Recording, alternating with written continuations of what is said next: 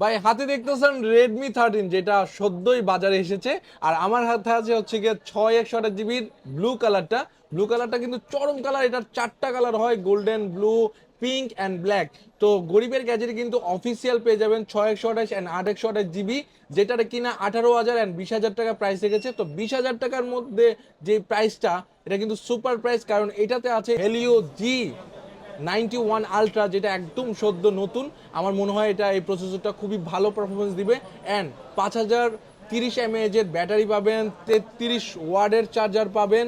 So এই ফোনটা 20,000 টাকার মধ্যে একটা ভালো ডিভাইস হতে পারে অফিসিয়াল, যেহেতু অফিসিয়াল। তো অফিসিয়াল প্রোডাক্ট কিন্তু খুব তাড়াতাড়ি শেষ হয়ে যায়।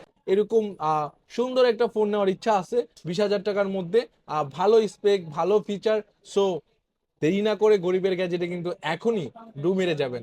আর এই ফোন ছাড়া অ্যাক্সেসরিজ ফোন, অফিসিয়াল আনঅফিসিয়াল সব ফোনই তো পাবেন, সেটা